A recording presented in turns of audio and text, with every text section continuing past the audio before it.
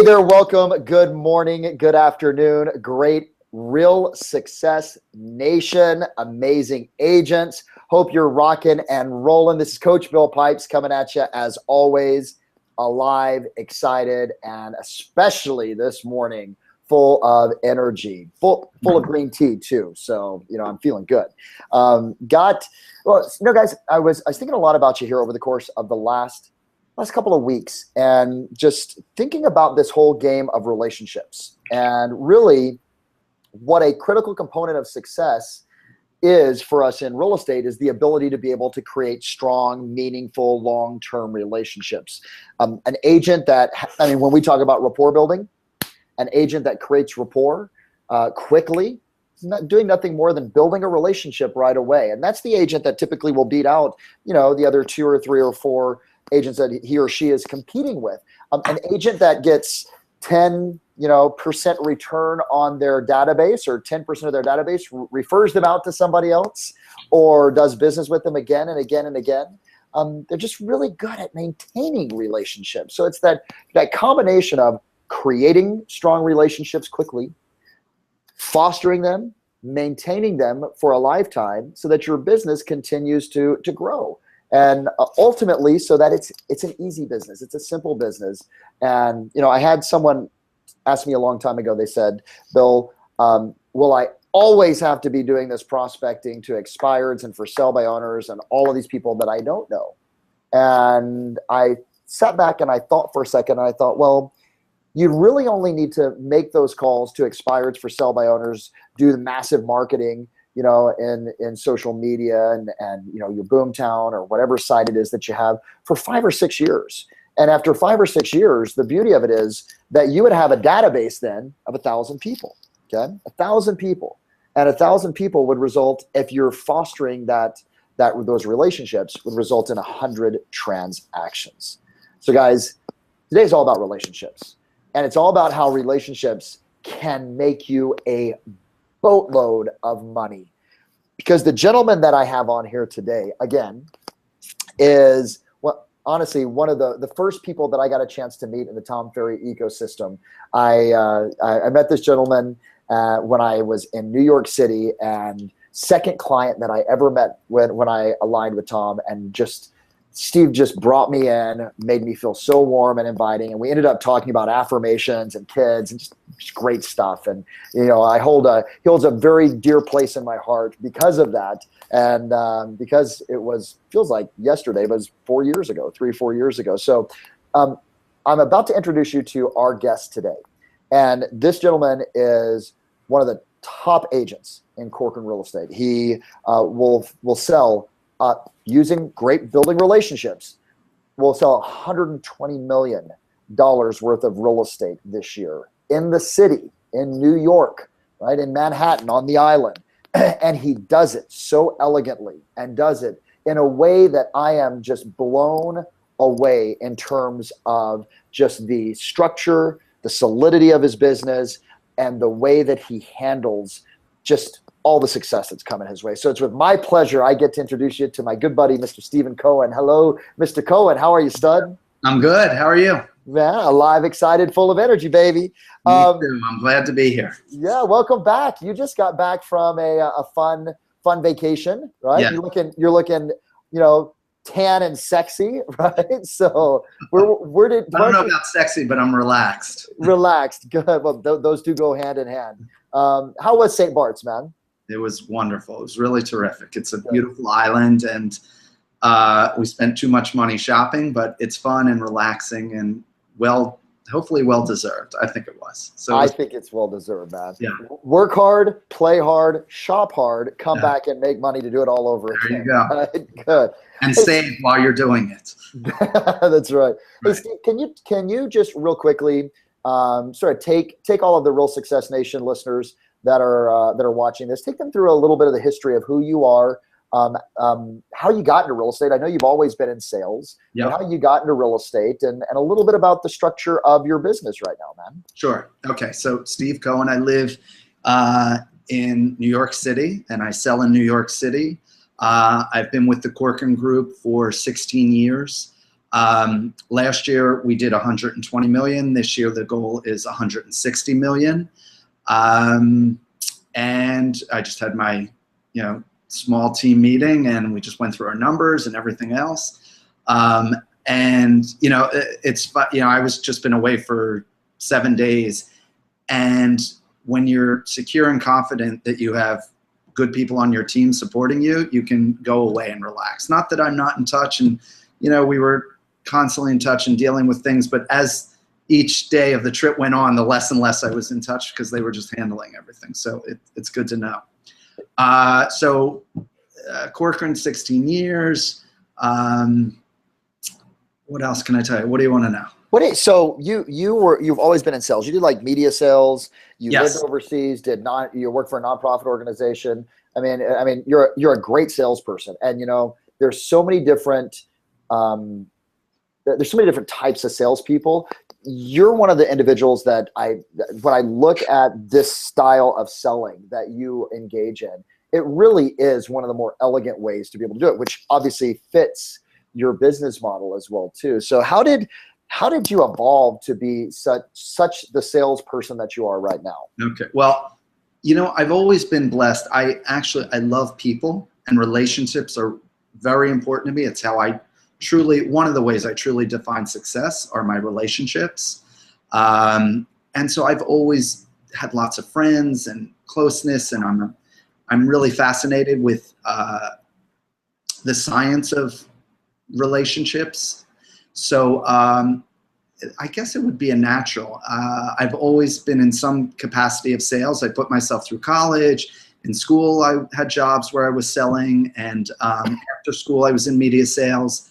And then I lived overseas for 7 years. I started a nonprofit that we took to South Africa and Australia. And again, I was in development, so that's selling too. Fundraising is selling. So the real estate, I've always loved architecture and homes, and I love fine things.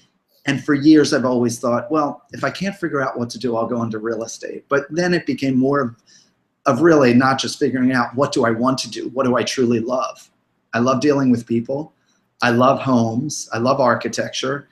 And I particularly love, as I said, fine things. And so it just at a certain point, I was living back in New York for 2 years, a year and a half. And a friend said to me, you really should do this. And I finally said, you're right. And that's how I got into real estate.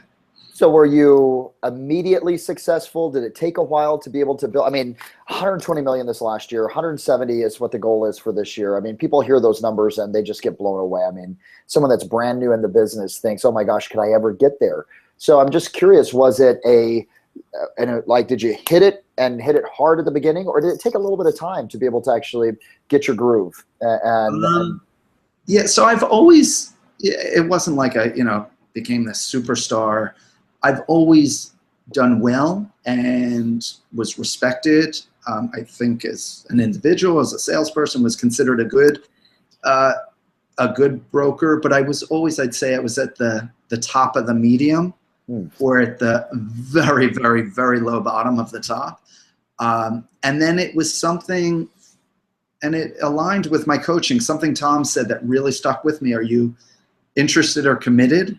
And that got it for me. I always set goals, but then I would have a good year and be doing okay, and then kind of, fade off of it because, okay, I'm doing fine. I've made some good money, rather than, okay, you're doing great, but your goal is X. Keep going. You're on your way.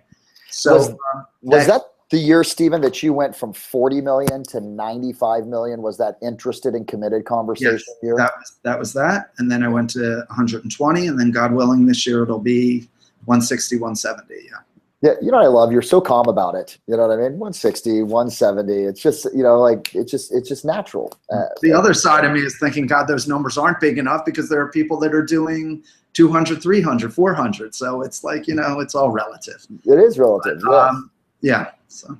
Cool. So, hey, I got a question for you. And this wasn't one that I was planning on asking you, but I want to. As a new agent getting into the business, what could they do obviously you came in and you were, immediately at the top of the, top of the medium or at the bottom of the top group. What do you think are 2 or 3 things that a brand new agent could do looking back on your career that would allow them to plug in at the level that you did so quickly? So listen, I get asked this all the time, and I've brought people into this business and I've mentored people. The last few years, the number one thing I say, this is a shameless pitch for you guys, but it's true, is get a coach, or get someone who's going to hold you accountable. For me, the coaching works because I've been involved with coaching. I've coached people. But for me, having specifically a real estate coach, it's very focused to my business. They understand my business, what I'm doing, and they're holding me accountable. And I'm always learning, especially, Vonda's my coach. She's amazing. She's been an incredibly successful broker herself. So when she's coaching, it's not just academic. She's coming from experience. Yeah. So I'd say that's one thing. Have a business plan, have goals set, have a routine and a morning routine, and treat it as you're running a business. This is a business. It's our business. I think especially the last 5 to 10 years, people are really treating it that way because the money's getting a lot bigger and people are really taking being a broker to the next level of business. So treat it like a business. Have a business plan, have team people, have it all in place. Have it all in place. I love that. So get a coach, number one, or some type of a mentor or accountability component, right? Ideally, I'm like you, man. I got 6 coaches in every area of my life. Number 2, have a business plan. Treat this like a business, from the point of having a business plan to having a marketing plan to having specific goals set. And then obviously have the routines. And there's such great upside opportunity right now, Steven, in the business. I mean, look at the growth that's having. I mean, someone out there is going to make $1 billion in real estate. There's someone out there that's going to crack that code, yes, build the team, and they're going to do it. I mean, and Tom and I have been talking about this, all along as well too. So, brother, I want to talk a little bit here today, like I said in the intro, about relationships and about building relationships, and to a certain degree, and I really hate the word, but I'm going to use it, networking, right? Because it's got such a sort of cheesy connotation nowadays. However, where does your business come from? Like, what is the primary fundamental sources or pillars of your business where you see the most amount of leads coming in, the most amount of deals taking place? Okay. So 50% of my business, of my deals last year, came from my network, either past clients and or my personal sphere.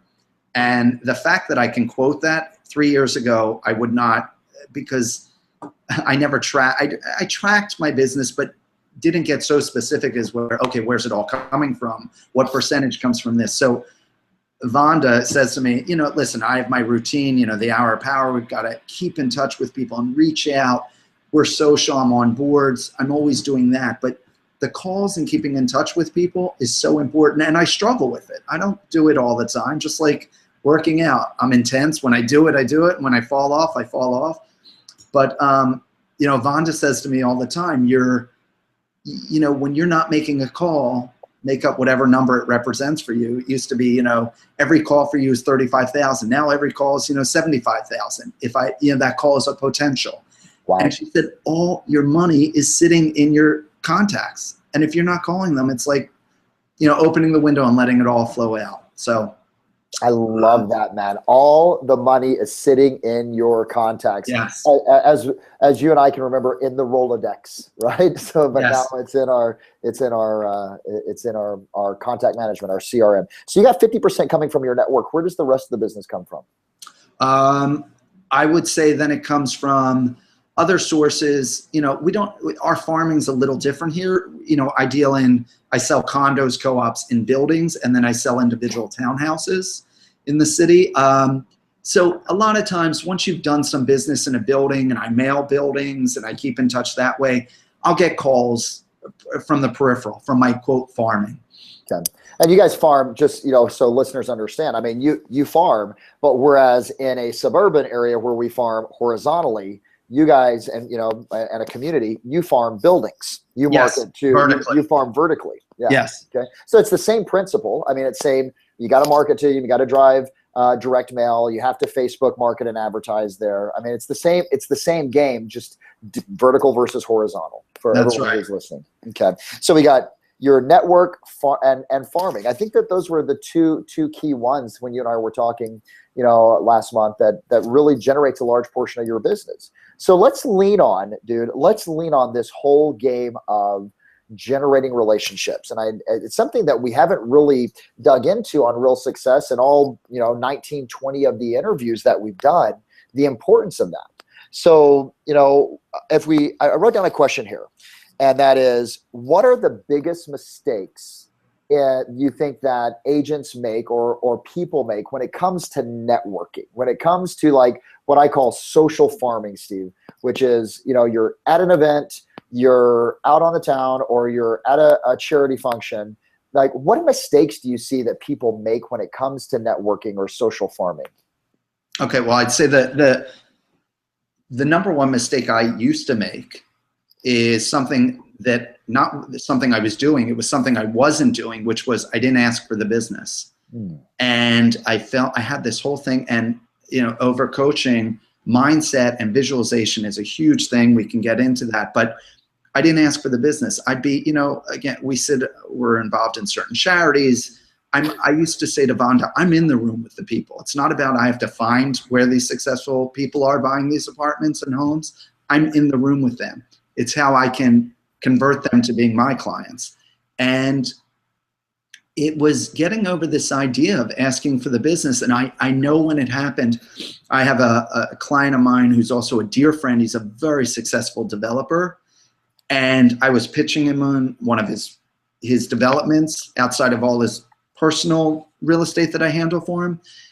And, saying, John, let me set up a meeting with myself and our CEO, Pam Liebman, and let's do this. And he was already involved with another firm that he was going to work with, that he had done work with. And he said to me, Steve, I totally get where you're going with this, and I respect it. And it was in that moment, this is years ago, where I realized he's a businessman. Of course he's going to respect me for asking for business and going for it. At some point, and I think this happens early on, it feels desperate when you're asking for business. It's not desperate. Successful people respect other successful people. And if you're not at that level yet, they respect hunger and, an aggressive and not an overtly rude way, but asking for the business. Of course, that's what I do. If I can serve you and help you, I'm the best at what I do.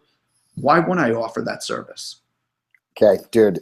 Okay, guys, if you're listening right now, pause, go back and play that over about 3 or 4 times, the last minute and a half, 2 minutes. Because I'm sitting here going, okay, I'm so hashtagging, successful people respect.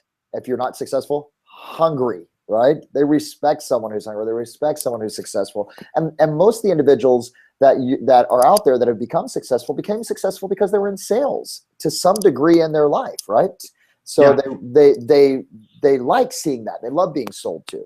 So I was pitching an exclusive 2 weeks ago, and I was kind of listing my accolades and the successes that I had and the numbers, which were speaking for themselves. But then I said, you know what? And I'm still hungry, because it's true. I'm going to work. It's not just let me get your listing and I'll pawn it off to someone. I want this listing.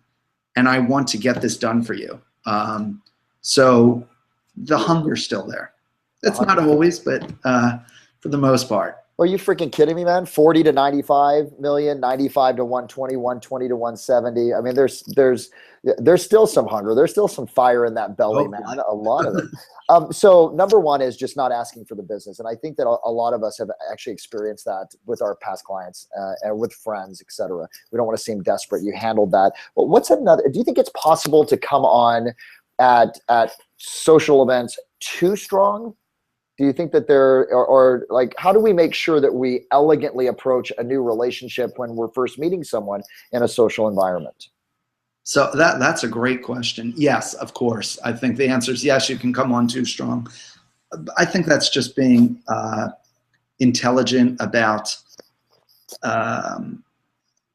it's like your emotional intelligence, just appreciating where you are with your conversations with people. You know, if a conversation's going into a very different direction, you don't, you know, if it's appropriate, you bring it back to business, but you want to be authentic and genuine. You know, if I'm standing at a party, I don't always want to be talking about someone else's business, or sometimes it's, you know, you want to, when we first met, we had lunch at Fred's. Yep. We didn't talk about business until halfway through lunch. We were talking about our kids. We were talking about affirmations, Yes. where we're from, travels. You know, we were connecting on the other things that are truly important to us. I'd say it's connecting. And you know what? Someone once said to me years ago, when you're vulnerable, when you're vulnerable, you're the most powerful. And I love the word authenticity. And so when I take risks and I'll go for it, and I'll be a little vulnerable if I'll offer something else up about myself, people connect to that and they like that. And I think it disarms people. And that was the connection for us, like you said, right? I mean, we did not talk about business, right? However, we had the opportunity to talk about things that were important to us, and there was that connection. And then obviously business evolved from that as well. That's right. We didn't talk about business until Tom said to me, when I told him my numbers, he said, "I don't want you to take this the wrong way, but I'm really shocked. Those are your numbers. I thought they'd be much higher." And I said, I don't take that the wrong way. They should be much higher. And he got me in that moment. And that was the interested, committed, that you can do so much more than this. Really? That's all you're doing? Yeah. And, you know, and that doesn't necessarily mean working harder, although I am working harder, but it coupled with working smarter. Beautiful. So I've got here mistakes to avoid. Make sure, like, it's okay to ask for the business. It also, number 2, use emotional intelligence. Allow yourself to be authentic and trust that there's value there, and be vulnerable, because from vulnerability, that's where you're the most powerful. I mean, it's such a great thought. Anything else before we sort of flip over to the other side and say, well, I'll couple that with saying you can never be someone else. I mean, this is so obvious. You can never be someone else. You can only be the best you possible. You know, there are brokers in my office, wildly successful brokers, and all of our personnel, we're all so different. You know, and it works for some people. There are people that I look at them and I may respect them as business, but I'd say, oh my God, I'd never hire them. That's not my style or my taste. And then there are people that would never hire me. And you know what? There's enough to go around. But I'm working on being the best me, not the best other broker. Yeah. So you got to really develop yourself. And trust that who you are is pretty dynamic already. That's even right. if you're brand It doesn't mean you can't use and learn tools that other brokers are using, but it's got to be genuine and authentic.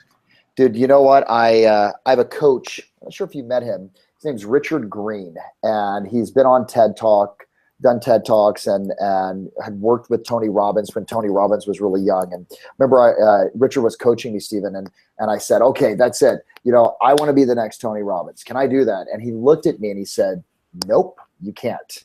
And I remember it pissed me off. Like, right. I bundled it up. I left the coaching session, was in my car driving, and I called him. I said, hey, I don't really, I got positional and sort of like a little, you know, little bitchy, for lack of a better word. And as I called him, he goes, do you want to know why I told you that? I go, sure. He goes, even if you became the next Tony Robbins, you'd be a cheap imitation always. I'd rather you be the best Bill Pipes.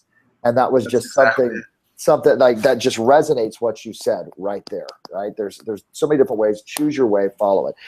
Let's go tactical in the grass right now. So let's go more granular and in terms of strategy. Your database, how do you work it? What are the steps that you use to be able to generate so much business? Well, it's keeping in touch. And I do that through phone calls and other things. You know, something I do, and we just renovated and we moved into a new apartment. And I said to my partner, you know, I want to get back to entertaining at least once a quarter. I want to have, you know, for us, we have like Shabbos lunch or something. And I just want to have people. We're very fortunate. We're social. We have a lot of friends. Friends spill over into clients.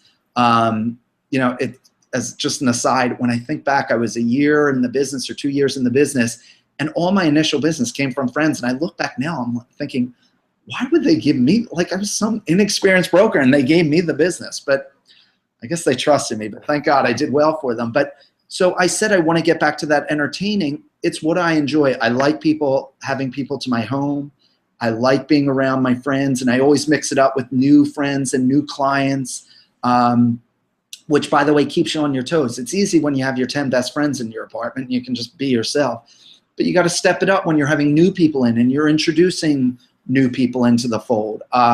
So that's something that I do, and I'm getting back to it now that we're in our new space, because I like that. And it's just, we have a lot of good people in our life, and people enjoy being around other good people and meeting new and interesting people. And for me, it's also cultivating my business. So you prospect almost every day. I know we were joking around in a previous conversation, and I said, you prospect every day, and you go, ish, right? Yeah. Yes. I remember that. Yeah. I mean, here you are, $3 million, you know, $120 million in volume last year, and you still pick up the phone and you still call your database and you still call your past clients. Yes. What do you say to them after all these years? I mean, you guys obviously have strong connections with a lot of them. What does that conversation sound like? Listen, it can be anything. It's some of it is all business. Most of the time, I'm just checking in because I'm thinking of them. Just this morning, a client of mine, a couple who have bought a lot of property over the years through me, and they're settled in now. And I realized, I haven't spoken to them, but it was more, I helped their sister move from overseas because she was dealing with cancer and she had to move to New York. So I was helping her find a short-term rental. And I woke up this morning, I was thinking about her, and I reached out to her and to my clients and just said, hey, I'm thinking about you. You know, how's your sister doing? That's completely authentic. You know, yes, it's great I'm staying in touch with them, but I had cancer. I know what that's like. And it's nice when people check in. Nice. So you're just looking at them individually saying, what's the conversation and dialogue I'm going to have with this person? Yeah, here's my 6 or 7. It never fit. I'll walk down the street and then this person pops into my head, or that person. Oh my God, I got to call them. Oh my, you know, and you know, it's funny. When that ish, I have something, it's almost like I had a block about doing that hour of power and making calls. And then I shifted it, and it's like, I love to talk to people. I love to stay in touch with everyone. That's all you're doing. You're just allocating time for it. Yeah. So instead of doing it throughout the course of the day, you've got 1 hour. This is my opportunity to connect and build relationships. 100%. What a great thought, Steven, that you just had. It isn't just hour of power. This is an hour of relationship building. You know, which I love doing. I love staying in touch with people. So why not? When I you know, took it off of I have to do, you know, it's a get to, not a have to kind of thing. When it wasn't I have to do this, then it somehow became easier. It's amazing how that happens by choice. So you keep in touch by phone. You do quarterly or more than that type of entertaining events. Is there any type of marketing that goes out to them, or social media component to the work that you do with your database? Yeah, so the answer is yes to all of that.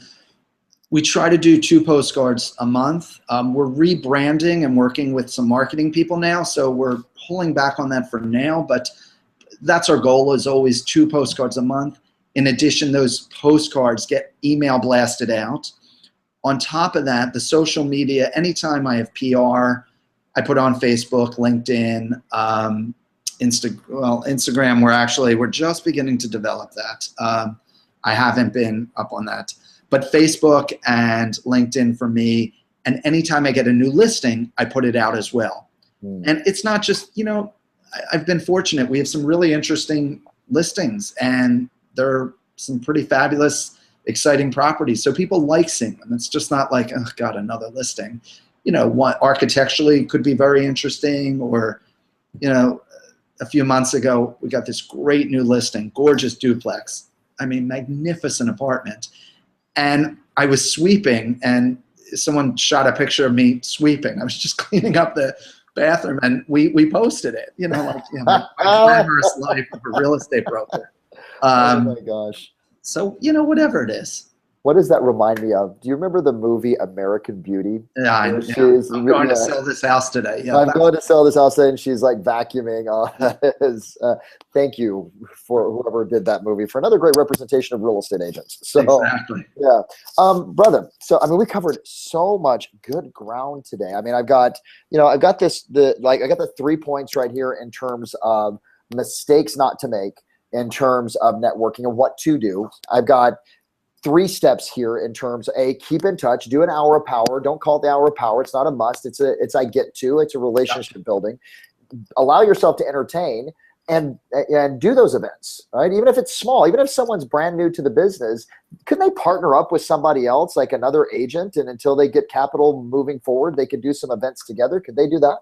Of course. Oh my God. I work with, listen, if you get so busy and there's someone in the office who you trust and you think they're terrific.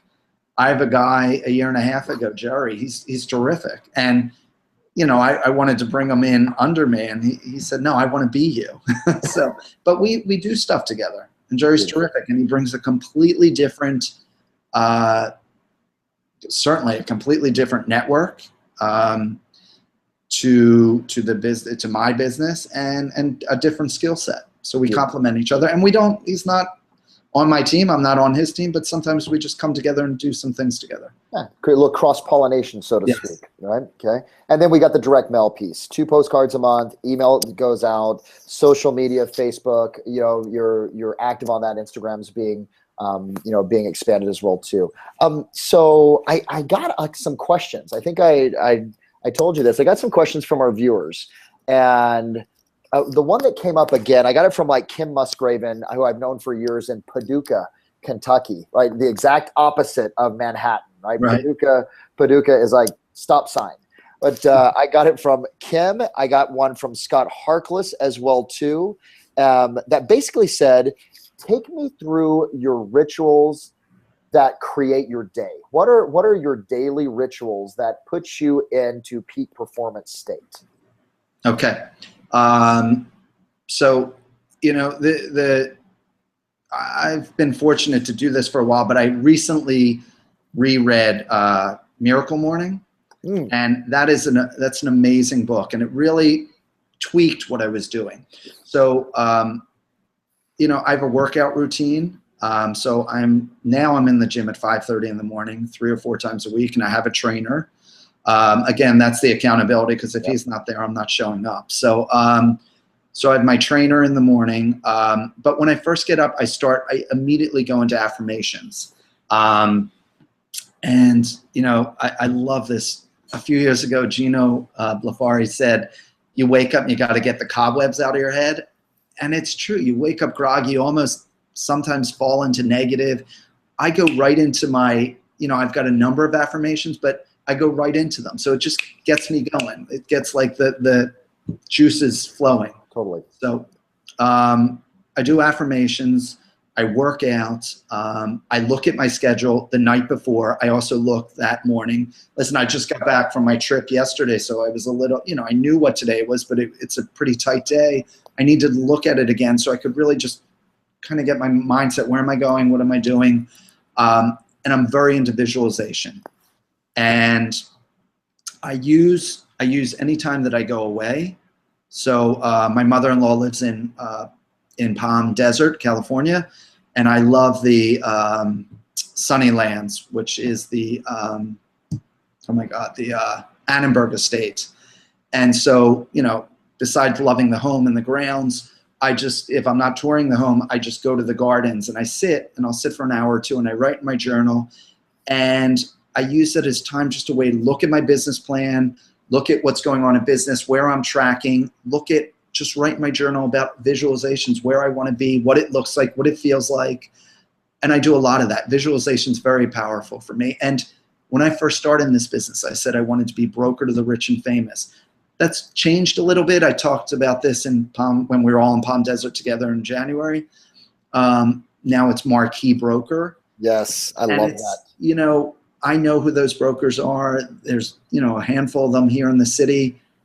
They get all the premier properties. You know, I'm talking about the $100 million, the $120 million really prestige properties, there's going to be a handful of, sometimes other people pick them up, but there's a handful of, they're going to be called.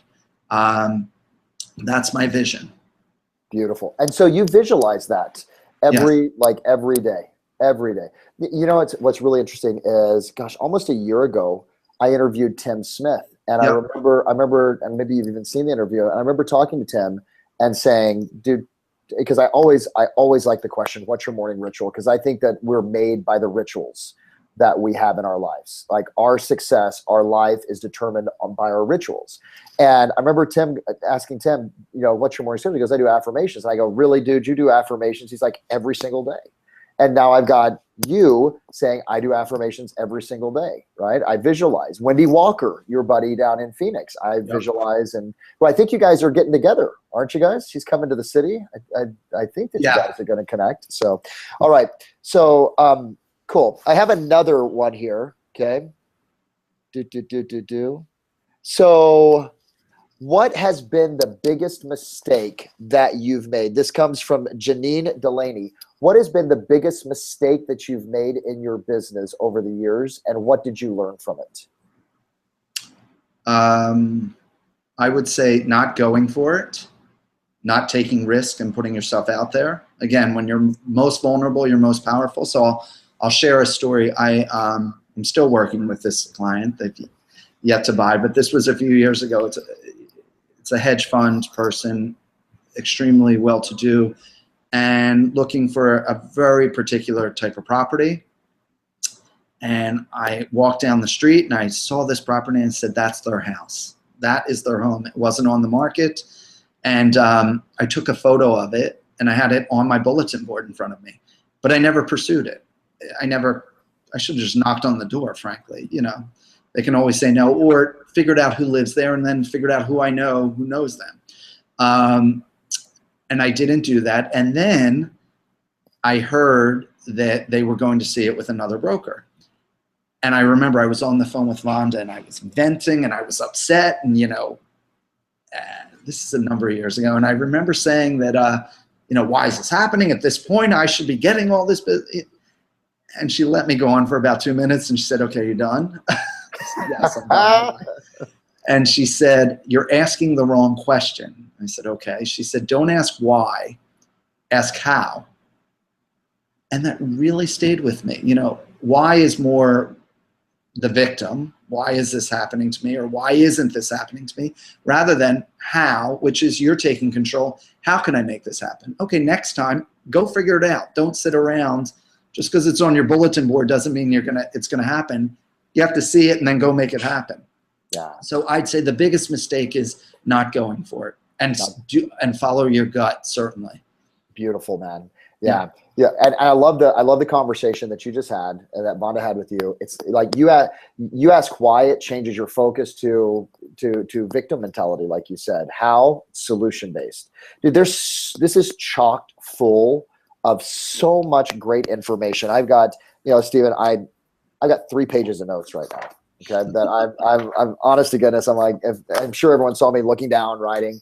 I'm so grateful, brother, for you doing this interview a second time, and for us being able to spend more time together, and for all of the, the 50,000 to 60,000 viewers that watch these, for them to get a chance to know you and to learn from you like I have over the years. And you are a amazing fixture in the ecosystem for Tom and for myself and for all the coaches and all the clients. And you're someone that I know I and many people look forward to seeing at all the events. So is there anything that you want to share with the group, right, to Real Success Nation before we sign off here today?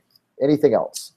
Well, first of all, I want to thank you and Tom and all the coaches for what you do. It's powerful. And I love that it's more than just business and money making. It's all of life, because if you're just doing that, that's empty.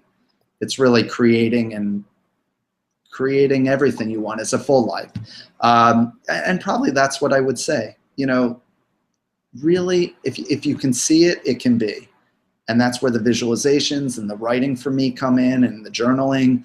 I write and I envision the home that I want, and what it looks like, and the feel, and my family and my kids and all of that. And I truly believe if you can see it, it can be. So Beautiful, man. I'd offer that. I love it, dude. Well, thank you so much. Hey, guys, go back. Listen to this again and again and again. From the standpoint of what you do with your mind, to how do you create relationships, to how do you maintain those over a long period of time. All those answers are inside of this interview. So, Steven, big shout out to you. Thank you again. Welcome back. You know, 170, baby. I know it's going to happen. I can't wait to high five you at Summit. You know, I can't wait either. You know, as the you know, the title for Summit is, it's fearless, and man, you have absolutely been fearless in your growth. So thanks for being an example and a model for all of us. For all of you, if this is your first time viewing Real Success, thank you so much for being here today. Go back, watch. There's 20 other ones. If you liked this, please be sure to like it. Okay, and if you have any comments, be sure to put them in the comments as well too. And as always, we as a company, myself, Tom, Ferry, the entire organization, all 128 of our coaches are here for one reason, and that's your success. So if there's anything we can do, please visit us at tomferry.com and get in communication with us. Otherwise, Steven, thanks again, my brother. Oh, by the way, if they want to get a hold of you, what's the best way if they've got referrals in New York City? Oh, yeah, bring them on. You can email me, sac@corcoran.com, or just go to the Corcoran website, sac@corcoran.com. Beautiful, brother. Thanks again. Thank you all, and have a fantastic month until I see you again. Keep your mind focused on the future, your actions right here in the present. Keep moving forward. Keep being powerful, guys. See you next time. Bye-bye.